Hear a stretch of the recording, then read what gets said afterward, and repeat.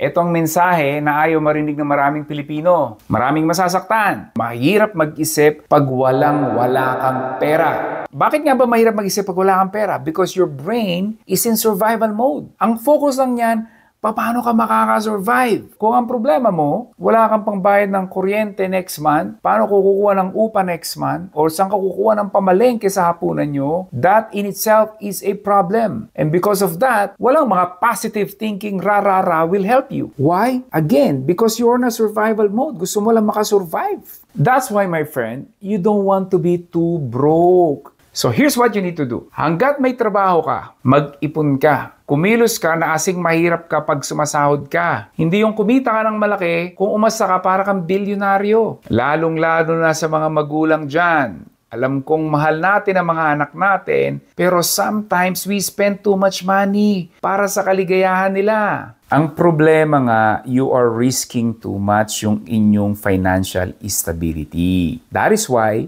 kinakailangan nyo mag-ipon. And while you still have your full-time job, that will be your safety net to launch a business. So meaning, hanggat may trabaho ka, dahan-dahan ka nang magtayo ng iyong negosyo. Pero kinakailangan mag-ingat ka sa negosyong sisimulan mo. Ayaw mo ng negosyo that you have to risk it all. Ibig sabihin, isinugal mo ng lahat na pagka nalugi ka, ubos. That's not good. Here's the truth, my friends, sa pagnenegosyo. Sa umpisa, magkakamali ka talaga. Kasama yun. Kaya nga, wag mong isusugal lahat na pagka nagkamali ka, ubos.